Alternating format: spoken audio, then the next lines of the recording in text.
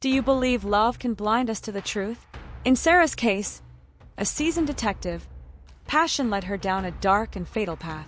Stay with us until the end of this story that seems like a romance, but ends in tragedy. Don't forget to subscribe and hit the notification bell for more intriguing stories like this one. I awoke that morning with a sense of unease, a feeling that had become all too familiar in recent weeks. As I stepped into the precinct, the weight of the case files in my arms seemed to mirror the heaviness in my chest. My name is Sarah Mitchell, and I'm a detective with the New York Police Department. I've seen my fair share of gruesome crimes over the years, but nothing could have prepared me for the case that was about to consume my life. The morning briefing was tense, filled with worried faces and hushed whispers. Our city was under siege, plagued by a series of brutal crimes that left even the most seasoned officer shaken. The perpetrator was meticulous, leaving behind crime scenes that were both horrifying and frustratingly clean. It was clear we were dealing with someone of exceptional intelligence, someone who took pride in outsmarting law enforcement. As I pored over the case files, a pattern began to emerge. The victim seemed random at first glance, but there was an underlying connection that nagged at me. It wasn't until our third sleepless night of investigation that the pieces started to fall into place. We had a suspect, and his name was Oliver Kane. The arrest was anticlimactic. Kane didn't resist, didn't try to run. He simply smiled as we slapped the cuffs on him, his piercing blue eyes meeting mine with an intensity that sent a shiver down my spine. I tried to shake off the feeling, reminding myself of the horrors this man was accused of committing. The interrogation room was cold and sterile, but Kane seemed perfectly at ease. He sat across from me, his posture relaxed, a slight smile playing at the corners of his mouth. I had interrogated countless suspects over the years, but none had ever made me feel so off balance. "Detective Mitchell," he said, his voice smooth as silk. "I've been looking forward to meeting you." I steeled myself, determined not to let him get under my skin. "Mr. Kane, you're here because you're the prime suspect in a series of brutal murders. Do you understand the gravity of your situation?" He leaned forward, his eyes never leaving mine. "Oh, I understand perfectly, Detective. The question is, do you?" There was something in his tone, a hint of challenge mixed with amusement, that threw me off guard. I pressed on, asking about his whereabouts on the nights of the murders, his connection to the victims. Kane answered each question with eloquence and charm, weaving a story that was both compelling and frustratingly difficult to disprove. As the hours ticked by, I found myself becoming increasingly fascinated by Oliver Kane. He was unlike any suspect I had ever encountered. His intelligence was evident in every word he spoke, his charisma palpable even in the stark confines of the interrogation room. I caught myself leaning in, hanging on his every word, and had to consciously force myself to maintain a professional distance.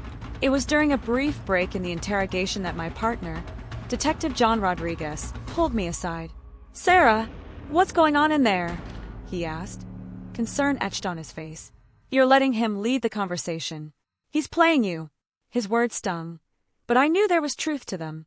I had allowed myself to be drawn in by Kane's charm, forgetting for a moment the horrific crimes he was suspected of committing. I took a deep breath, steeling myself for the next round of questioning. When I returned to the interrogation room, I was determined to regain control. But as soon as I sat down, Kane leaned forward, his eyes locking onto mine with an intensity that made my breath catch in my throat. "Detective Mitchell," he said softly, "I can see the conflict in your eyes. You want to believe I'm guilty because it would make your job easier. But deep down, you're not convinced. You're too intelligent, too perceptive to simply accept what others tell you. That's why you're such an excellent detective." I felt a flush creep up my neck, angry at myself for being affected by his words. "Mr. Kane, flattery will get you nowhere. We have evidence linking you to these crimes. It's only a matter of time before we prove your guilt beyond a doubt." He sat back, a small smile playing on his lips. "Evidence can be misleading, Detective. I look forward to watching you unravel this mystery. I have a feeling you'll surprise even yourself." As I left the precinct that night, my mind was a whirlwind of conflicting thoughts and emotions. On one hand, all the evidence pointed to Oliver Kane as our killer. He had motive, opportunity, and the intelligence to carry out these meticulously planned crimes. But on the other hand, something about him didn't fit the profile we had built of our suspect. I tossed and turned that night, unable to shake the memory of Kane's piercing gaze. The sound of his voice as he challenged me to look deeper. Was I letting myself be manipulated by a cunning sociopath? Or was there more to this case than met the eye? The next few weeks were a blur of sleepless nights and caffeine-fueled days. I threw myself into the investigation with renewed vigor, determined to either prove Kane's guilt or uncover the truth, whatever it might be. I re-examined every piece of evidence, interviewed witnesses again, and dug deeper into Kane's background than ever before. The more I learned about Oliver Kane, the more complex he became. He was a brilliant neuroscientist with a troubled past, orphaned at a young age and bounced between foster homes. Despite the challenges he faced, he had excelled academically and professionally, making groundbreaking discoveries in the field of criminal psychology. It was this background that made him both a compelling suspect and a fascinating individual. As the investigation progressed, I found myself spending more and more time with Kane. Our interrogations evolved into intellectual sparring matches, with Kane challenging my assumptions and pushing me to think outside the box. I hated to admit it, but I looked forward to our sessions, craving the mental stimulation and the rush of adrenaline I felt in his presence. It was during one of these sessions that Kane said something that would change the course of the investigation.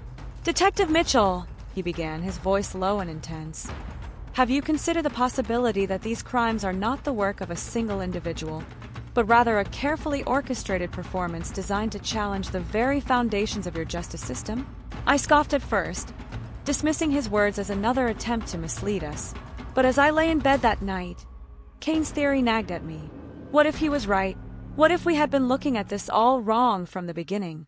The next day, I approached my captain with a radical proposal.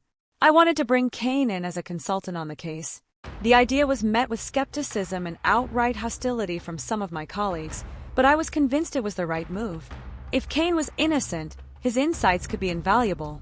And if he was guilty, working closely with him might give us the opportunity to trip him up and expose his lies.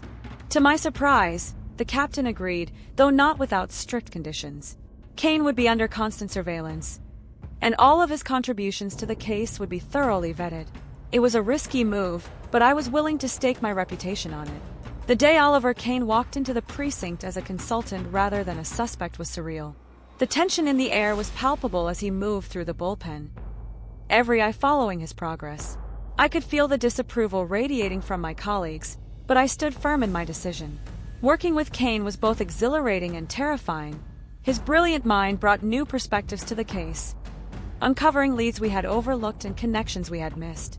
But there was always the nagging doubt, the fear that I was being played by a master manipulator.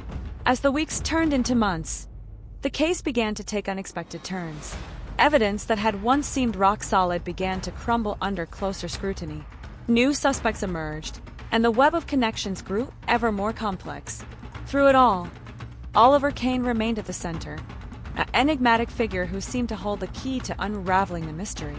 I found myself spending more and more time with Kane outside of work, justifying it as necessary for the case but knowing deep down that there was more to it. We would talk for hours about psychology, philosophy, and the nature of good and evil. I was drawn to his mind, his unique perspective on the world, and the way he challenged me to question everything I thought I knew. It was during one of these late-night conversations that I realized I was falling for Oliver Kane. The realization hit me like a punch to the gut, leaving me breathless and terrified. How could I have allowed this to happen? He was still a suspect in a series of brutal murders, a man who might be playing an elaborate game with all of us. I tried to distance myself, to focus on the case and push aside my growing feelings, but it was like trying to hold back the tide. Every interaction with Kane left me more conflicted, torn between my duty as a detective and the undeniable connection I felt with this enigmatic man. As we delved deeper into the case, the lines between right and wrong, guilt and innocence began to blur. The truth, when it finally emerged, was more shocking and complex than any of us could have imagined. It involved corruption at the highest levels of law enforcement, a shadowy organization with tentacles reaching into every corner of the city, and a conspiracy that had been years in the making. Oliver Kane, it turned out, had been a pawn in a much larger game. He had been framed for the murders, his brilliant mind and troubled past making him the perfect scapegoat. But he had also been playing his own game, using his time in custody to gather information and build a case against the true perpetrators. The day we finally cracked the case was bittersweet. Justice was served, the true criminals were brought to light, but I was left grappling with the aftermath of my own choices. I had risked everything. My career, my reputation, my heart on Oliver Kane. And while he had been vindicated, the ethical lines I had crossed in the process weighed heavily on me. As I stood on the steps of the courthouse, watching Kane give a statement to the press, I knew that nothing would ever be the same. The case had changed me, challenged everything I thought I knew about justice, morality, and my own heart. Oliver Kane turned to me, his eyes finding mine in the crowd, and I felt that familiar jolt of electricity. Whatever the future held, one thing was certain. The mystery of Oliver Kane was far from solved, and I, Sarah Mitchell, was in deeper than I had ever imagined possible. I never thought I'd find myself in this position, sneaking into the prison like a thief in the night, my heart pounding with a mixture of excitement and fear. But here I am, Detective Sarah Mitchell, risking everything for a man who might be the most dangerous criminal I've ever encountered, or the most misunderstood. The line between the two has become increasingly blurred with each passing day. It all started innocently enough. After our initial interrogations, I found myself drawn back to Oliver Kane's cell, ostensibly to gather more information for the case. But deep down, I knew there was more to it. There was something about him, a magnetism that I couldn't resist. Each visit left me more intrigued, more convinced that there was more to his story than what met the eye. Oliver has a way of looking at me that makes me feel like I'm the only person in the world. When he speaks, it's as if he's sharing secrets meant only for my ears. "Sarah," he'd say, his voice low and intimate, "you're the only one who truly sees me, the only one who understands." And God help me, I believed him. As the weeks turned into months, our relationship began to shift. What started as professional curiosity evolved into something deeper, more dangerous. I found myself sharing things with Oliver that I'd never told anyone else. My fears, my dreams, my deepest insecurities. And he reciprocated, spinning tales of his troubled childhood, the foster homes, the struggle to overcome his past. With each story, I felt myself being drawn further into his world. I knew what I was doing was wrong. I'm a detective for Christ's sake. I've seen firsthand how criminals manipulate people, how they use emotions as weapons. But knowing something intellectually and feeling it in your heart are two very different things. And my heart was telling me that Oliver Kane was different. As our bond deepened, I began to notice things about the case that didn't add up. Inconsistencies in witness statements, evidence that seemed too convenient, leads that were dismissed too quickly. The more I dug, the more convinced I became that Oliver had been framed. But every time I brought my concerns to my colleagues, I was met with skepticism and growing suspicion. "Sarah, you're too close to this," my partner John warned me one day. "You need to step back before you compromise the entire investigation." But I couldn't step back. I was in too deep. Every fiber of my being was screaming that we had made a terrible mistake, that an innocent man was behind bars while the real killer walked free. And so I did something I never thought I'd do. I started breaking rules. It started small at first, staying late to review case files I shouldn't have access to, forgetting to log some of my visits to Oliver. But soon, I found myself actively hiding evidence that supported his innocence, lying to my superiors about the progress of the investigation. Each transgression made the next one easier, and before I knew it, I had crossed a line I never thought I'd cross. Oliver, for his part, seemed to sense the change in me. He became more open, more vulnerable. He shared stories of his childhood that broke my heart, tales of abuse, neglect, and a system that had failed him at every turn. "You're the first person who's ever truly cared about me, Sarah," he'd say, his eyes shining with unshed tears. "You're my salvation." Those words should have been a red flag. They should have set off every alarm bell in my head. But instead, they made me feel special, chosen. I began to see myself as Oliver's protector, the only one who could save him from a cruel and unjust world. As I threw myself deeper into Oliver's case, I began to pull away from everything else in my life. My friends stopped calling, tired of my constant cancellations and distracted behavior when I did show up. My family's concerned messages went unanswered. Even my cat, Mr. Whiskers, began to eye me warily when I'd come home at odd hours, reeking of the prison's disinfectant. and carrying the weight of my secrets. At work, the whispers and sidelong glances grew more frequent. I could feel the trust I'd built over years of dedicated service eroding with each passing day. But I didn't care. In my mind, I was fighting for something greater than my career or reputation. I was fighting for justice, for truth, for Oliver. It was during one of our late-night conversations that Oliver first kissed me. I knew it was coming. The tension had been building for weeks, but nothing could have prepared me for the rush of emotions that flooded through me when his lips met mine. It was electric, intoxicating, and in that moment I knew I was lost. From that point on, our relationship became physical as well as emotional. We had to be careful, of course. The risks were enormous, but the danger only seemed to heighten the intensity of our connection. Each stolen moment, each illicit touch, felt like a victory against the system that had wronged us. As our relationship deepened, so did my conviction that Oliver was innocent. I began to see conspiracies everywhere, convinced that powerful forces were working to keep him behind bars. I spent countless hours poring over old case files, looking for any shred of evidence that might exonerate him.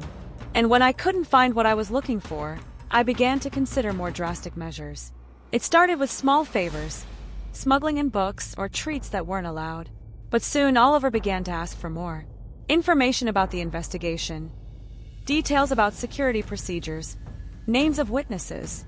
Each request made me uncomfortable, but I rationalized it away. I was helping an innocent man, after all. The ends justified the means. But as I sit here now, writing this confession, I can't help but wonder, was it all a lie? The love I still feel, for Oliver is real. Of that I'm certain.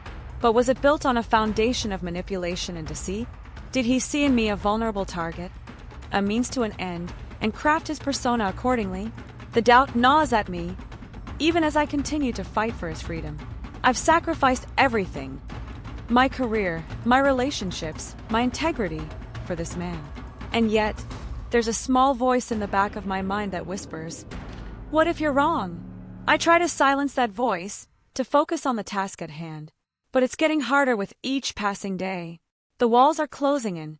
Internal Affairs has launched an investigation into my conduct. My captain is talking about suspending me. And still, I can't bring myself to walk away. Oliver senses my turmoil. He's become more insistent lately, his requests more demanding. "We're so close, Sarah," he'll say, his eyes burning with an intensity that both thrills and terrifies me. "Just one more piece of the puzzle and we'll blow this whole thing wide open." And so I press on, diving deeper into the abyss. I've started looking into ways to tamper with evidence, to create reasonable doubt where none existed before. The old Sarah, the by-the-book detective who believed in the system, would be horrified. But that Sarah feels like a stranger to me now. As I write these words, I'm acutely aware of the crossroads I'm facing. I could turn back now, confess everything, and hope for leniency. I could walk away from Oliver and try to salvage what's left of my life and career. It would be the smart thing to do, the right thing. But then I think of Oliver's eyes, of the way he looks at me like I'm his whole world. I think of the injustice he suffered, of the system that failed him. And I know, deep in my heart, that I'm in this until the bitter end. Tomorrow, I'm planning to meet with a contact who claims to have information that could exonerate Oliver. It's risky. If I'm caught, it's the end of everything. But the potential payoff is too great to ignore. One way or another, this is all coming to a head soon. As I prepare for what might be the most important meeting of my life, I can't help but reflect on the journey that's brought me here. From respected detective to a woman on the brink of throwing everything away for love, or what I believe to be love. The lines have become so blurred that I'm not sure I can trust my own judgment anymore. But one thing is clear, there's no going back now. Whatever happens tomorrow, whatever truths are revealed, I'm committed to seeing this through to the end. For better or worse, Oliver Kane has become my whole world, and I'll do whatever it takes to protect that world, even if it means losing myself in the process. As I close this journal entry, I'm struck by a chilling thought. What if, in my quest to prove Oliver's innocence, I've become the very thing I've spent my career fighting against? What if I'm the real criminal in this story? Only time will tell. But for now, I have a meeting to prepare for and a man to save.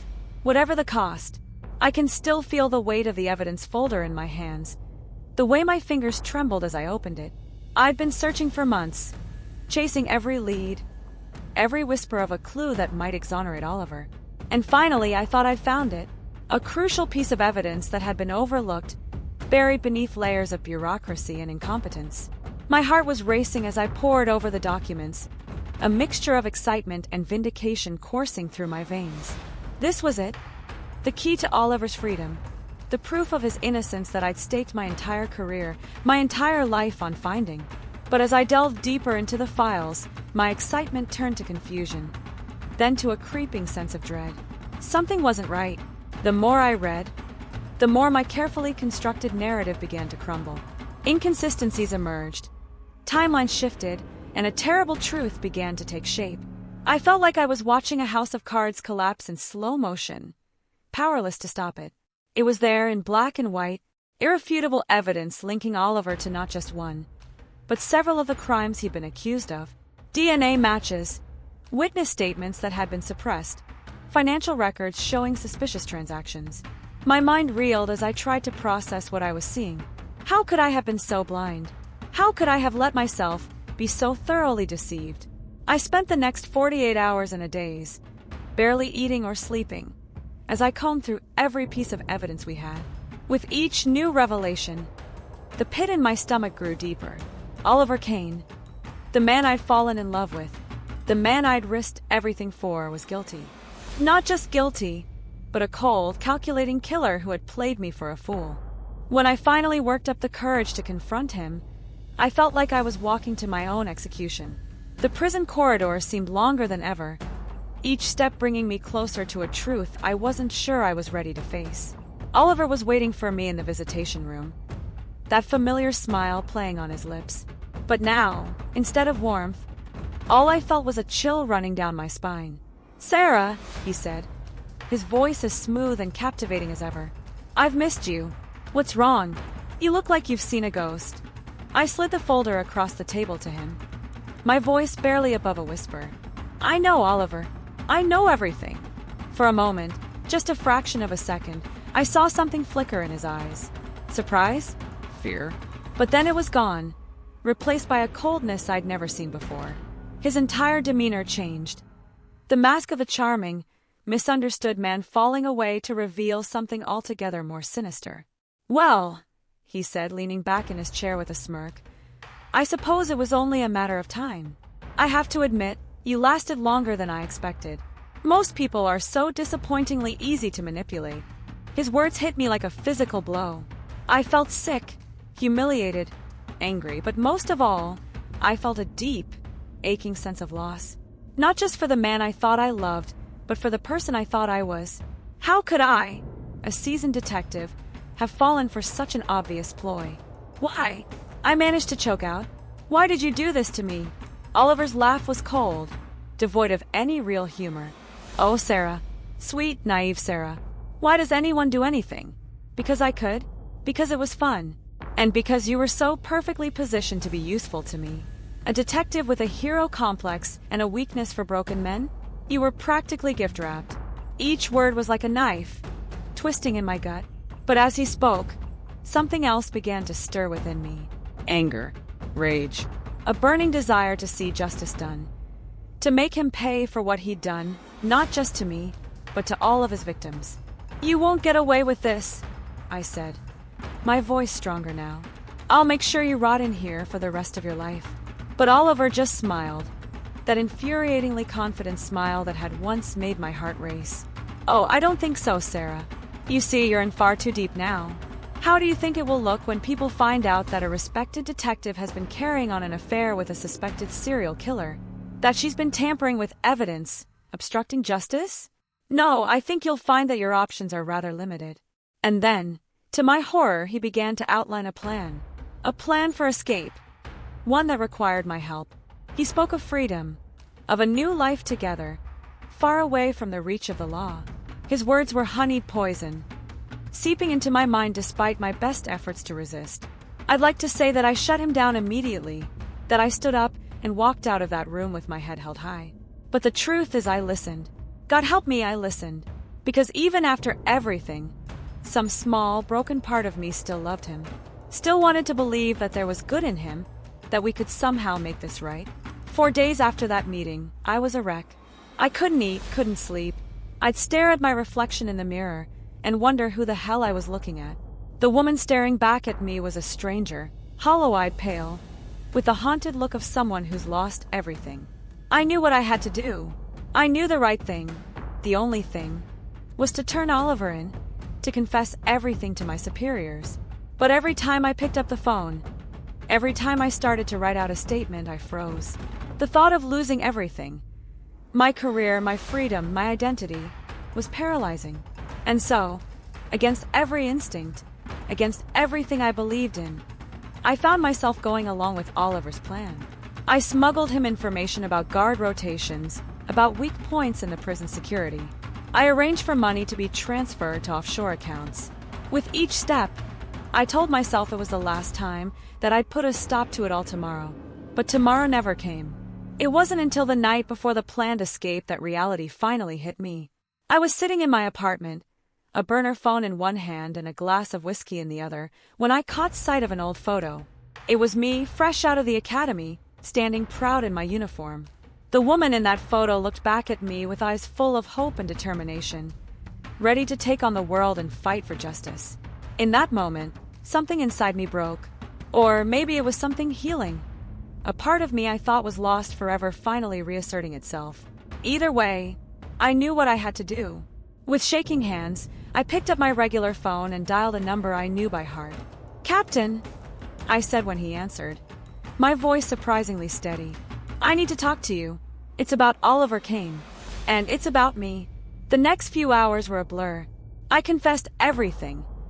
My relationship with Oliver, the evidence tampering, the escape plan. I held nothing back, knowing that each word was another nail in the coffin of my career, possibly my freedom. But for the first time in months, I felt like I could breathe again. Oliver's attempt to escape that night was doomed from the start. He was apprehended before he even made it out of his cell block, thanks to the information I provided. I watched from the sidelines as he was led away in shackles, his eyes finding mine in the crowd. The look he gave me was one of pure hatred, all pretense of affection gone. In that moment, I saw him for what he truly was, a monster wearing the mask of a man. The aftermath was brutal. Internal Affairs launched a full investigation into my conduct. My colleagues, people I'd worked alongside for years, now looked at me with a mixture of pity and disgust. I was suspended pending the outcome of the investigation, my badge and gun taken away. As I sit here now, waiting to learn my fate, I'm struck by the irony of it all. I became a detective to pursue the truth, to bring criminals to justice. Instead, I let myself be blinded by emotion, manipulated by the very kind of person I'd sworn to protect society from. The road ahead is uncertain. There's a very real possibility that I'll face criminal charges myself. My career in law enforcement is almost certainly over. The trust and respect I'd built over years of dedicated service has been shattered, perhaps irreparably. But despite all that, despite the crushing weight of my mistakes, I feel a glimmer of hope. Because for the first time in a long time, I'm facing the truth head-on. No more lies, no more self-deception. It's a painful process, like lancing a festering wound, but it's necessary for healing to begin. I don't know what the future holds. I don't know if I'll ever be able to fully forgive myself for what I've done. But I do know this: I'm done letting Oliver Kane control my life. I'm done being a victim of his manipulation. Whatever comes next, I'll face it on my own terms, with my eyes wide open. As I write these final words, I can't help but think of that young officer in the photograph, so full of hope and idealism. I may have lost my way for a while, but I'm finding my way back to her, step by painful step. And maybe, just maybe, I'll be able to look at myself in the mirror again someday and see someone I recognize, someone I can be proud of. It won't be easy, and it won't happen overnight, but it's a start. And right now, that's enough. The media circus hit like a tidal wave, relentless and all-consuming. My face was plastered across every news channel. My name splashed across headlines in bold, accusatory letters. "Detectives illicit affair with serial killer rocks NYPD," they screamed. Overnight, I went from being a respected law enforcement officer to the subject of tabloid fodder and late-night talk show jokes. The shame was overwhelming, suffocating. I couldn't leave my apartment without being accosted by reporters, their microphones thrust in my face, demanding answers I wasn't prepared to give. The internal investigation was brutal. I sat for hours in sterile interrogation rooms, the irony of my position not lost on me. I'd been on the other side of that table countless times, but never had I felt so exposed, so vulnerable. My colleagues, people I'd once considered friends, now looked at me with a mixture of disgust and pity. Their questions were relentless, probing into every aspect of my relationship with Oliver, every decision I'd made, every rule I'd broken. I answered as honestly as I could, knowing that each word was another nail in the coffin of my career. As Oliver's trial approached, the media frenzy intensified. Legal experts dissected every aspect of the case on primetime television. Armchair psychologists offered their opinions on what could drive a decorated detective to fall for a murderer. My entire life was laid bare for public consumption, every mistake, every vulnerability exposed and analyzed. The evidence against Oliver was overwhelming. DNA matches, forensic evidence, witness testimonies. It all painted a picture of a cold, calculating killer who had terrorized the city for years.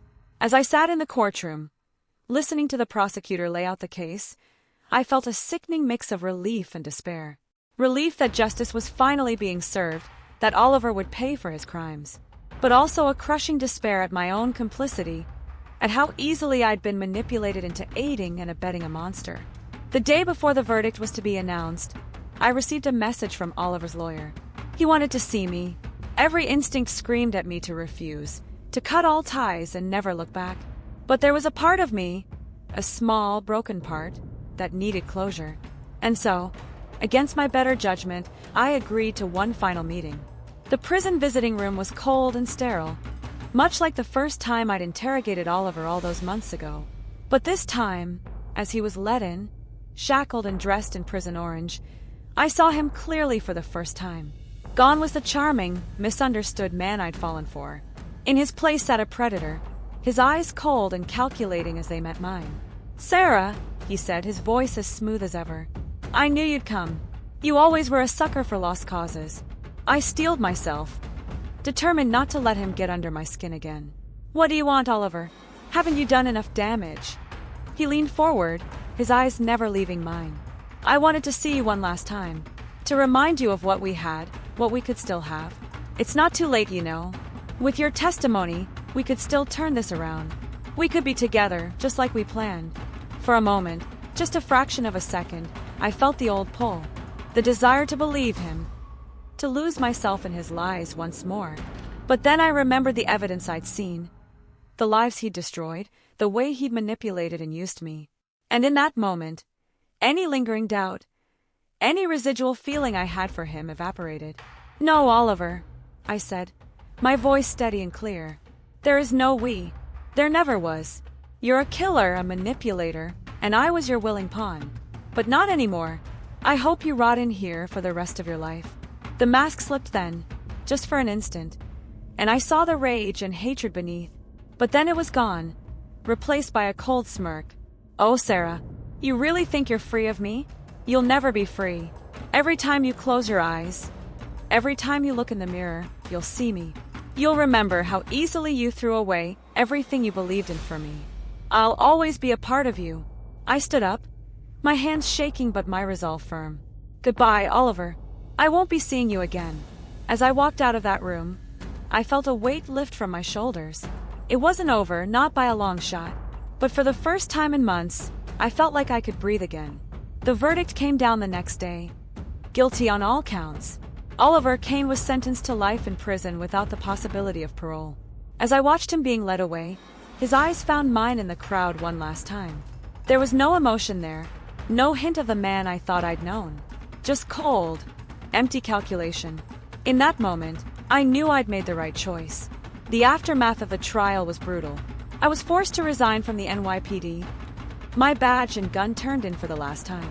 The internal investigation concluded that while I hadn't directly aided in Oliver's crimes, my actions had compromised multiple investigations and potentially allowed a dangerous criminal to remain free longer than he should have. I was lucky to avoid criminal charges myself, but my career in law enforcement was over. I couldn't stay in New York. The whispers, the stares, the constant reminders of my failures. It was too much to bear. So I packed up what little I had left and headed west, hoping to lose myself in the vastness of the country and maybe, just maybe, find a way to start over. I ended up in a small town in Montana, about as far from the bustling streets of New York as I could get. I took a job as a night security guard at a local factory. A far cry from my days as a detective, but it was honest work. During the day, I volunteered at a women's shelter, hoping that in some small way, I could use my experience to help others avoid falling into the same traps I had. The guilt never fully went away. There were nights when I'd wake up in a cold sweat, Oliver's words echoing in my mind. But slowly, day by day, I began to rebuild. I made new friends, people who didn't know or care about my past. I started to rediscover parts of myself I thought I'd lost forever. It was on a crisp autumn morning, almost a year after the trial, that I received the letter. I recognized the handwriting immediately, and my heart froze in my chest. Oliver. Somehow he'd found me, even here in my self-imposed exile. For a long moment, I just stared at the envelope, my mind racing. What could he possibly have to say? Was this another attempt at manipulation? A final twist of the knife? My hands shook as I held the letter, torn between curiosity and fear. In the end, I never opened it. I took the letter out to my backyard, where I'd set up a small fire pit. As the flames licked at the paper, I watched Oliver's words turn to ash, carrying away the last vestiges of his hold on me. That night, as I lay in bed, I felt a sense of peace I hadn't experienced in years. Oliver was right about one thing: he would always be a part of my story. But he didn't get to write the ending. That was up to me. The road ahead is still long and uncertain. There are days when the weight of my mistakes threatens to overwhelm me. But I'm learning to forgive myself, to see my experience not just as a failure, but as a hard-won lesson. I may never wear a badge again, but I can still make a difference in my own way. As I write these words, I'm reminded of something my old partner used to say. It's not about how hard you fall, it's about how you get back up. I fell harder than I ever thought possible, but I'm getting back up. One day at a time, one step at a time. I'm reclaiming my life. The Sarah Mitchell who fell for Oliver Kane's lies is gone. In her place is someone stronger, wiser, and more determined than ever to do what's right. It's not the life I imagined for myself, but it's a life I'm learning to embrace. And as for Oliver, he's where he belongs, locked away where he can't hurt anyone else. His words, his manipulations, his attempts to control me, they're all just ashes now, scattered on the Montana wind. I'm free of him, truly free, for the first time in years. Tomorrow I'll wake up and face another day.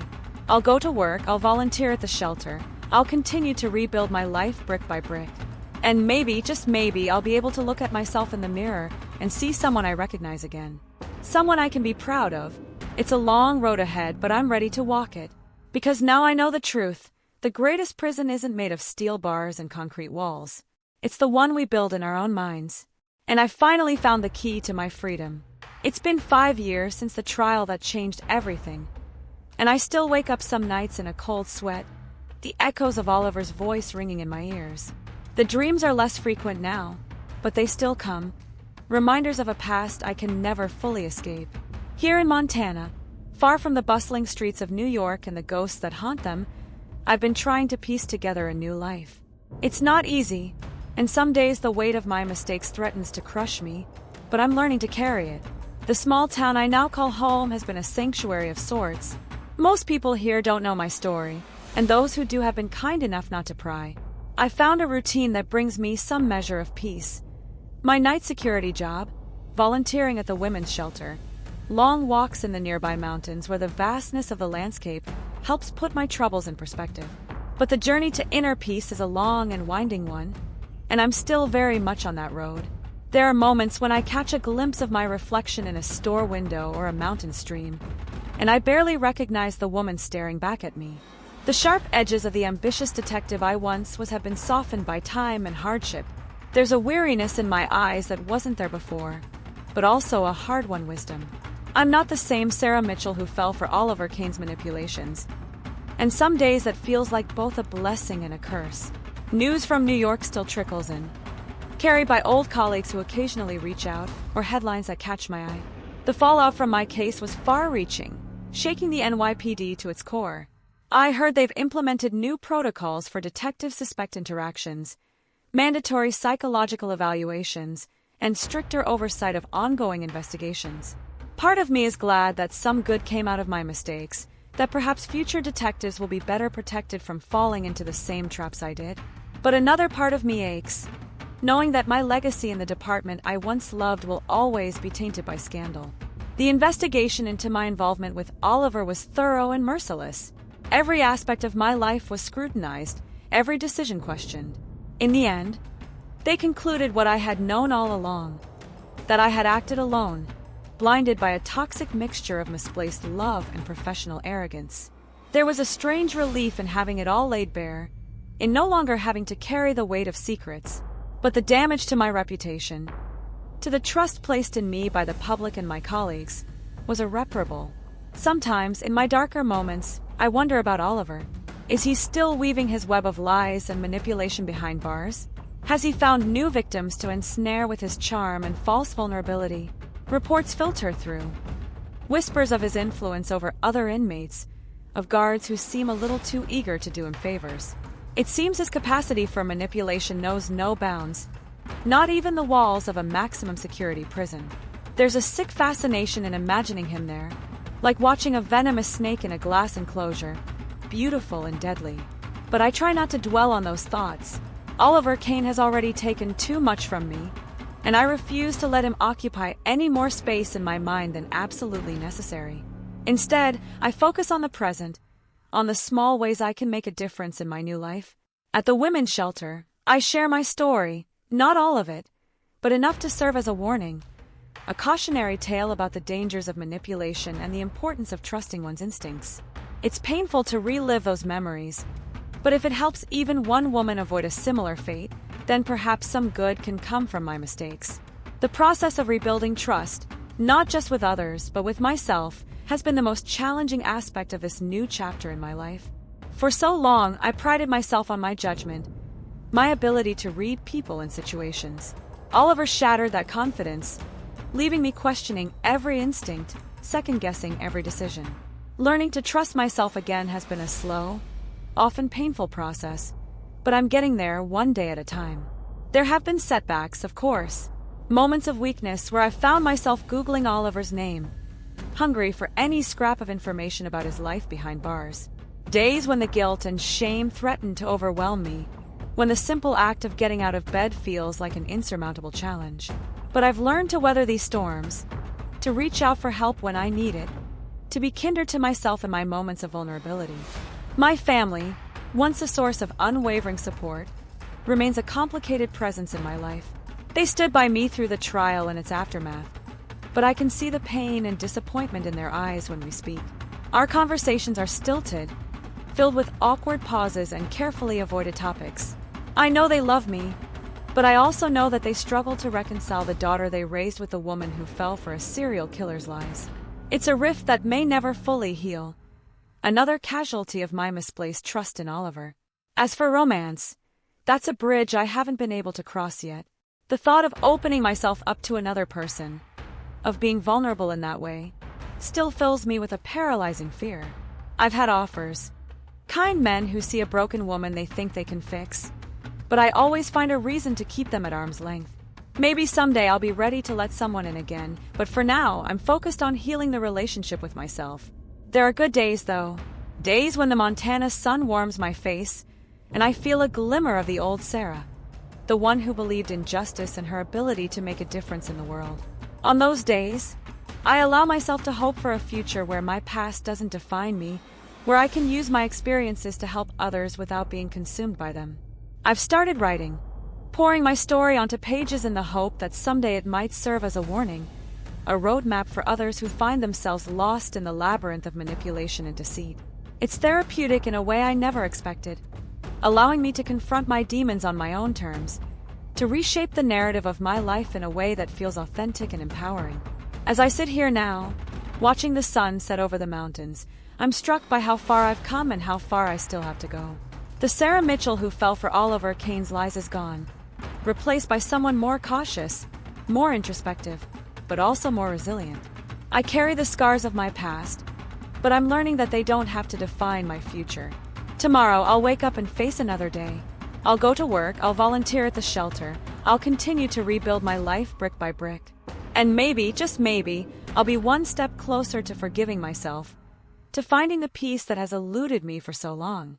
The road ahead is long and uncertain, but for the first time in years, I feel equipped to walk it. Because now I understand that true strength isn't about being invulnerable. It's about falling, learning, and getting back up again. It's about facing your mistakes head-on and using them as stepping stones to become a better version of yourself. Oliver Kane may have taken many things from me, but he didn't take my resilience, my capacity for growth, or my determination to make something positive out of this experience. In the end, that's my victory over him.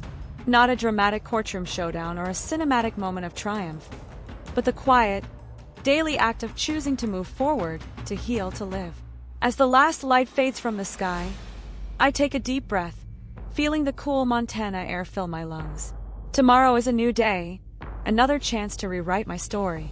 And this time, I'm the one holding the pen. Conclusão amarga. Sarah, agora isolada, reflete sobre as escolhas que a levaram a esse ponto. Embora Oliver tenha sido levado à justiça, o preço que ela pagou foi alto demais.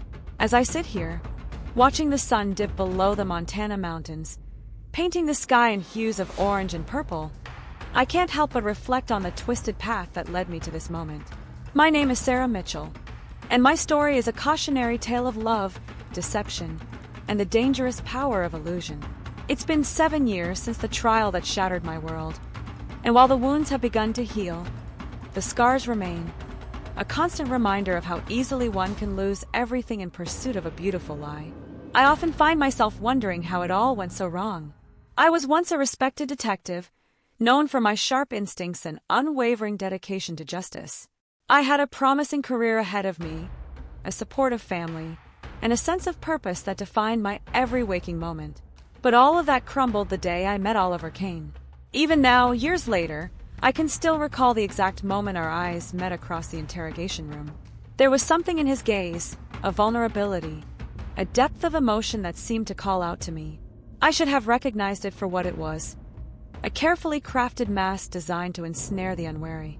But I was blind to the danger, too caught up in the intoxicating rush of what I thought was love. Looking back, I can see all the red flags I chose to ignore, the inconsistencies in his stories, the way he always seemed to know exactly what to say to play on my sympathies, the subtle manipulations that led me to question my own judgment. But at the time, I was convinced that I alone could see the real Oliver Kane, the misunderstood soul beneath the monster the world had labeled him to be. I threw everything away for that illusion, my career, my integrity, the trust of my colleagues and loved ones, all for a man who saw me as nothing more than a means to an end. The trial was a nightmare, a public spectacle that laid bare every mistake, every lapse in judgment. I sat in that courtroom, day after day, watching as the prosecution dismantled the fantasy I had built around Oliver. With each piece of evidence presented, each damning testimony given, I felt my world crumbling around me. The worst part wasn't the looks of disgust from my former colleagues or the disappointed eyes of my family. It was the realization that I had been complicit in allowing a dangerous criminal to continue his reign of terror. The weight of that guilt is something I still carry with me, a burden that never truly lightens. Oliver's sentencing should have brought me closure, but instead it left me feeling hollow. As I watched him being led away in chains, his eyes met mine one last time. There was no remorse there, no flicker of the man I thought I had known. Just cold, calculating emptiness. In that moment, I finally saw him for what he truly was, a predator, incapable of the love I had so desperately wanted to believe in. It was a devastating realization, but also a liberating one. The spell was broken, but at what cost? In the aftermath of the trial, I found myself adrift. My career in law enforcement was over, my reputation in tatters. Friends and family tried to be supportive, but I could see the questions in their eyes, the struggle to reconcile the person they thought they knew with the woman who had fallen for a killer's lies. The whispers and stares became too much to bear, and so I fled, leaving behind the only life I had ever known. Here in Montana, far from the ghosts of my past, I've been trying to rebuild. It hasn't been easy. There are days when the weight of my mistakes threatens to crush me, when the simple act of getting out of bed feels like an insurmountable challenge. The trust one once had in my own judgment has been shattered, leaving me second-guessing every decision, every interaction. It's a lonely existence, but perhaps that's part of my penance. Yet, even in the depths of my despair, I found small glimmers of hope.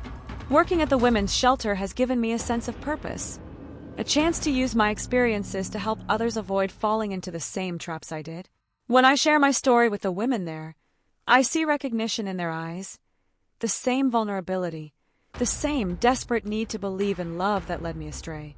If I can help even one person break free from a toxic relationship, then perhaps some good can come from my mistakes.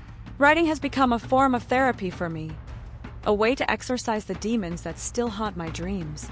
As I pour my story onto the pages, I'm forced to confront the hard truths about myself, my arrogance, my willful blindness, the deep-seated insecurities that made me susceptible to Oliver's manipulations. It's painful but necessary. Only by understanding how I lost myself can I hope to find my way back. There are moments, rare though they may be, when I catch a glimpse of the woman I used to be. A flash of intuition, a spark of the determination that once drove me to seek justice at any cost. These moments are bittersweet, reminders of all that I've lost. But they also give me hope that perhaps, someday, I might be able to trust myself again. The hardest lesson I've had to learn is that love, when twisted by illusion, can be the most destructive force in the world. I thought my love for Oliver would be enough to save him, to uncover the good man I believed existed beneath the monster. Instead, it nearly destroyed me. The power of self-deception is staggering, and I am living proof of the havoc it can wreak. As I watch the last light fade from the sky, I'm struck by the bitter irony of my situation. Oliver is behind bars, his reign of terror finally at an end. Justice, in some form, has been served, but the price of that justice was everything I held dear. My career, my reputation, my sense of self, all sacrificed on the altar of a love that never truly existed. Yet, even in the face of such devastating loss, I find myself clinging to a fragile hope. The Sarah Mitchell who fell for Oliver Kane's lies is gone, but in her place is a woman who has been forged in the fires of betrayal and disillusionment. I may have lost everything I once held dear, but I've gained a hard-won wisdom, a deeper understanding of the human capacity for both deception and resilience. As I prepare to face another day in this new life I'm building, I can't help but wonder what the future holds. Will I ever be able to trust my heart again? Can I find a way to use my experiences to make a positive difference in the world? The path ahead is uncertain, but for the first time in years, I feel ready to walk it. My story is far from over. While the chapters written with Oliver have come to a close, I'm determined to fill the remaining pages with something meaningful. It won't be the life I once dreamed of, that future was shattered beyond repair. But perhaps in time, I can create something new from the pieces left behind. A life defined not by the mistakes of my past, but by the strength it took to survive them. As the first stars begin to twinkle in the darkening sky, I take a deep breath, feeling the cool Montana air fill my lungs. Tomorrow is another day, another chance to rewrite my story. And this time I'm holding the pen. The tale of Sarah Mitchell and Oliver Kane may be a somber reminder of love's destructive potential, but it doesn't have to be the end of my story. Just a dark chapter in a book that's still being written.